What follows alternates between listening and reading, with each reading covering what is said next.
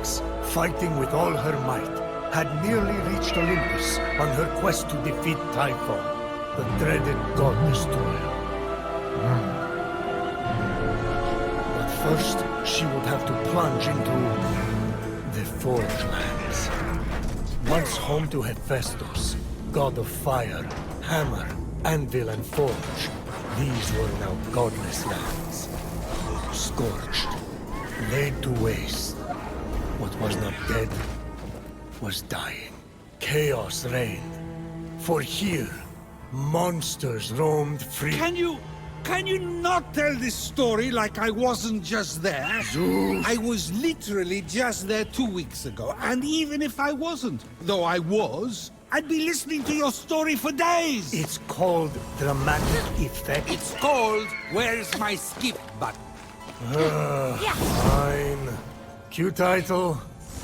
Ubisoft Quebec presents the video game formerly known as Gods and Monsters.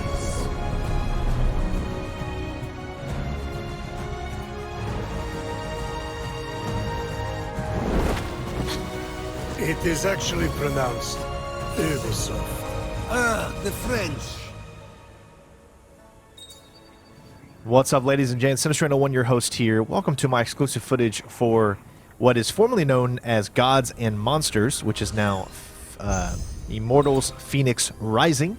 Thank you to Ubisoft for allowing me to participate in this capture event and show you guys some gameplay. So if you like Breath of the Wild, if you like Assassin's Creed, put them together and you're going to get this game. And I actually had a blast playing it. It was fun. I usually don't like to play these type of cartoonish games, but it's the Greek mythology I think that really sucked me in. Time to jump in and see what's inside. This mortal has no sense of safety. Jumps right into holes like a rabbit or a tomb. Zeus! No lawsuits here, please! It obviously is breaking the fourth wall a little bit, and I think it's funny for doing so. Again, the combat is pretty much just like Assassin's Creed, so if you're used to that type of combat where you use the shoulder buttons in order to dodge, and everything is really laid up like Assassin's Creed. You can really feel the last two Assassin's Creed games in this game, even with the puzzles and with some of the combat, as you'll see. But once we get in here a little bit further, there's going to be some challenge rooms that you can do, and there are also things. Everything is like a puzzle. So every time you go around to the different parts of the map, there are many, many different parts of the map. What we got to see was a very small glimpse of the actual overall game world, and we'll get into your inventory and all that stuff later. But there are specific challenges that you can do in order to get special things that will unlock certain things for you. Big boss fights. I mean, the game is just huge in scope, but it has that fun feeling to it, that innocent feeling to it. It doesn't take itself serious, and the combat and everything just feels really, really fun. As you can see, this, you would think this is a huge boss fight, but this guy is actually small compared to some of the other boss fights that you can actually get into, where you're going up against, you know, monsters that are just 50 times taller than you. It's pretty amazing, and it's all done seamlessly throughout the world. Mission structure, again, is similar to Assassin's Creed. The inventory layout and how you get your powers and other stuff like that is all Assassin's Creed based as well. They used a lot of that, and throughout the level and throughout the maps, or this huge open world, there's going to be these sections that you can go into. You can actually play during the loading screens, and there's going to be these things that you want to get. Collect that right there. You actually want to collect that. I don't know exactly what it does yet, but you can collect it, and you know, maybe at some point I'll actually know what it is, but I don't for certain yet. Where am I? Tartarus? She can just jump into the underworld now. These portals must have opened when Typhon escaped. So you can just wave away whatever you want with narration. Zeus, a perfect father and husband, approves. This might be a fantasy game, but even we have limits. So in these challenge rooms, they're pretty much all puzzle and combat based. So you're going to have to do one thing in order to progress to the next level, either that being a combat scenario, or you have to figure out a specific puzzle. This one, for instance, is pretty easy. This is the first one that we actually had to us as soon as we opened up and started the game. You're going to be able to pull objects to you as well. That way you'll be able to unlock areas into the next section.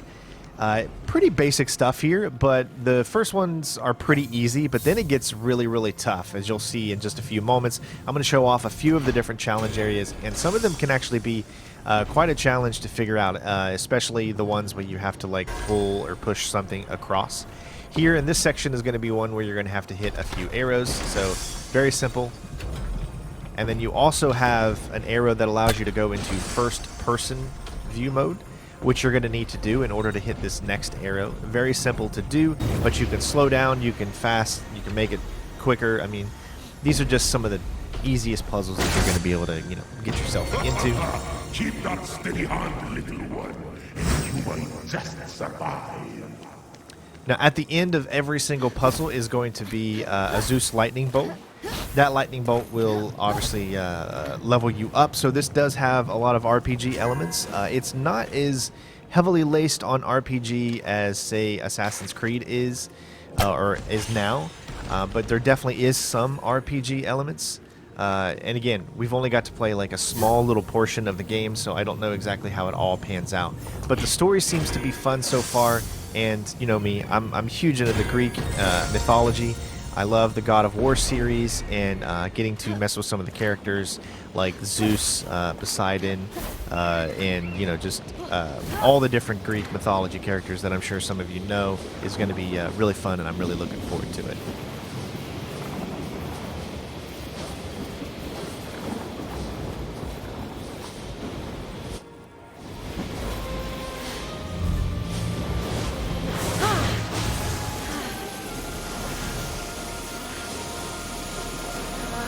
Now remember, this build is a work in progress, so everything you see here is subject to change, and things are going to look better and probably react and be better.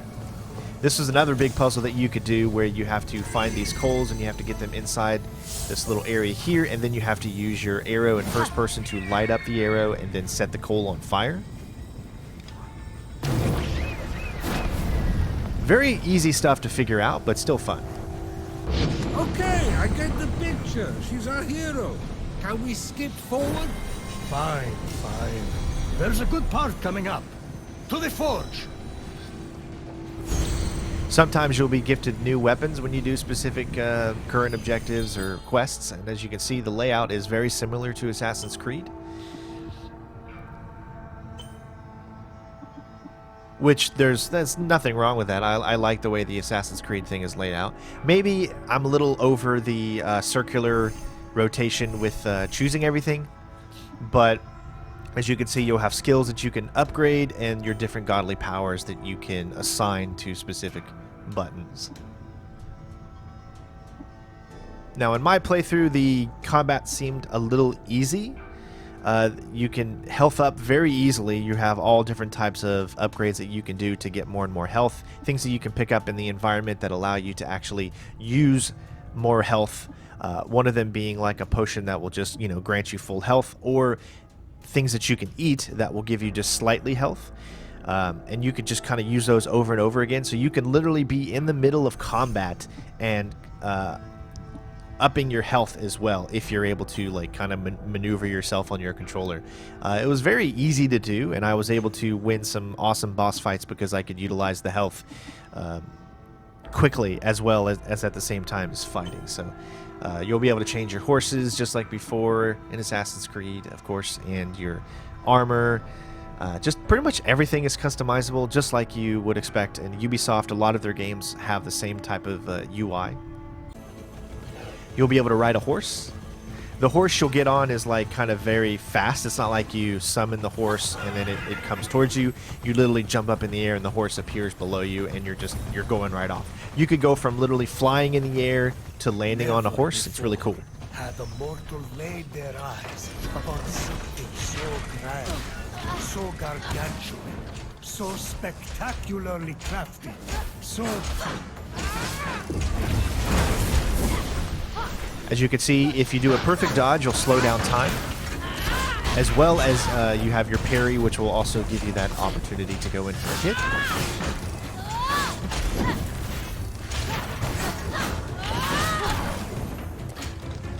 A lot of enemies are giants, so you can pull yourself up with one of your special powers. That way you can get above them.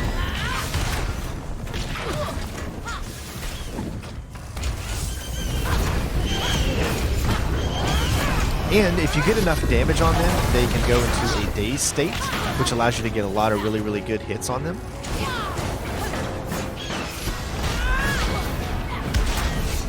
At that point is when you want to take them out as quickly as possible.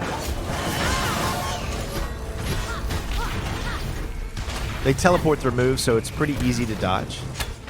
And every single big enemy you kill flies back in this very extravagant way that you'll notice. It's really funny. Almost every single big enemy, when you take them out, it kind of slows down a little bit at the end, and then they just fly away and makes you feel like you're really powerful. Over it. Just get a room already. Well, I would if I could. Hephaestus' forge is that incredible. I gotta say, I'm really enjoying the combat. It was very lighthearted and fun. And again, we have some more challenge rooms here. This one is actually a ping ball one, where you can go in here and it's just so... It's so fun.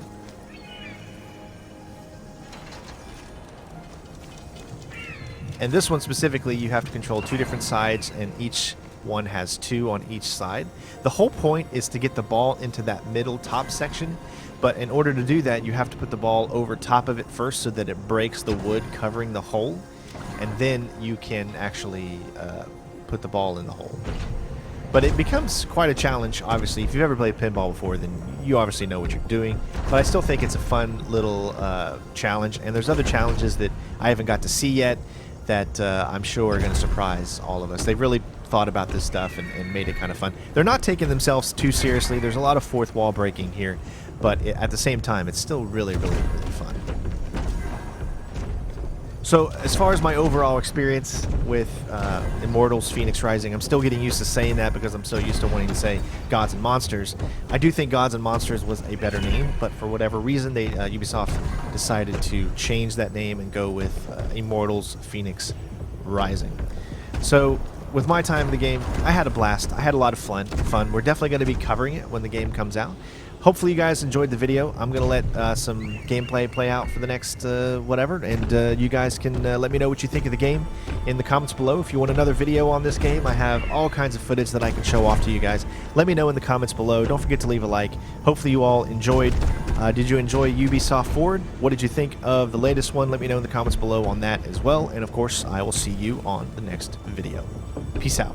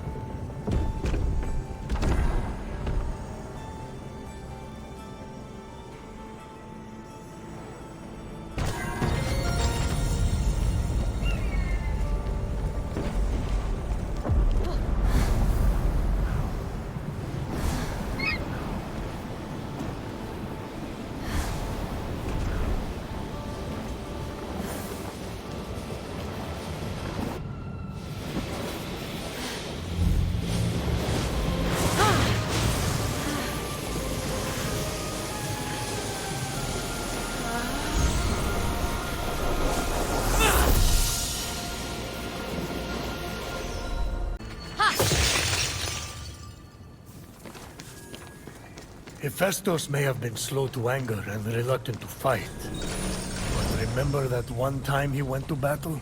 Ah, in the battle against giants. That was a good one. I'll never forget how he threw melted iron, hot as lava, right into Mimesis' face.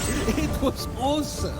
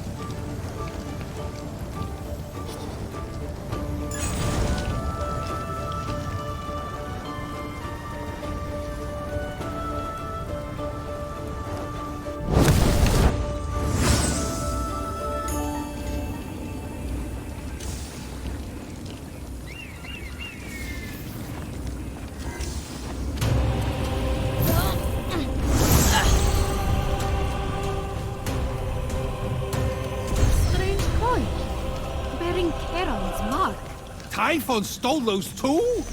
Charon was saving up for a bridge!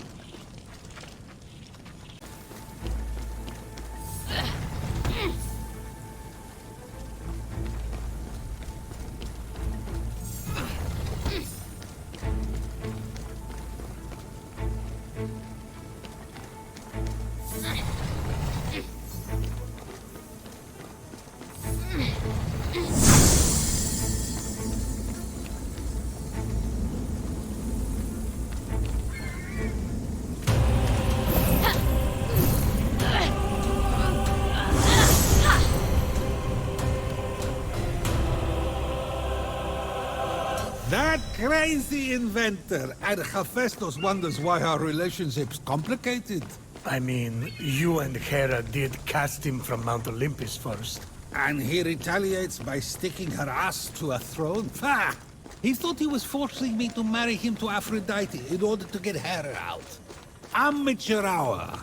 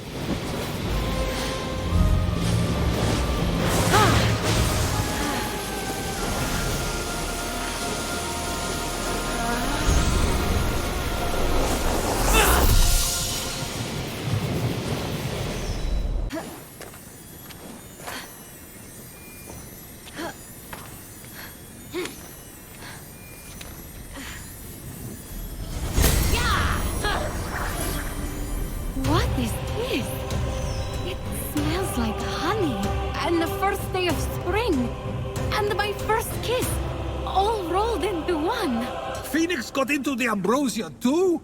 Prometheus! You worried, Zeus, about losing this bet? Please, she can't use it anyway. Yet.